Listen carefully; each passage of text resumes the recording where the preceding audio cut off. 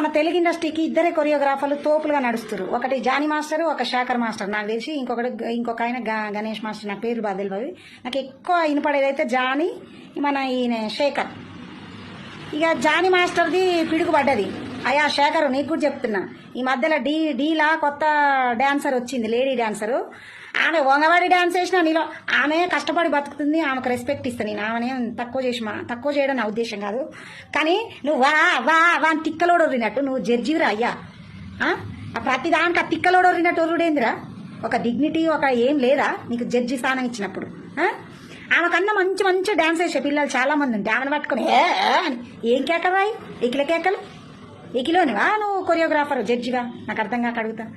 ఏ పాటకైనా గదే స్టెప్ అనేసేది వంగవాడి లేవాడి. ఆమెకన్నా సూపర్గా వేసేవాళ్ళు మస్తు మంది ఉన్నారు. ఎంకరేజ్ చేయి. నువ్వు పక్షపాతంగా నువ్వు ప్రోగ్రామ్ ఇది చేసినావు అనుకో, నీ ముడ్డి వాళ్ళకి కొడతారు జనాలు చూసిన వాళ్ళు. అర్థమవుతుందా? ఆమె కష్టపడి పైకి వచ్చింది, నువ్వు ఎవరైతే ఎంకరేజ్ చేస్తున్నావు ఆమె కష్టపడి పైకి వచ్చింది, నేను ఒప్పుకుంటా దానికి. ఆమెకు రెస్పెక్ట్ ఇస్తా. కానీ నీ పద్ధతి మార్చుకో నువ్వు, లేకపోతే జానీ మాస్టర్ అకౌంట్లో పోతుంది నీ బతుకు కూడా.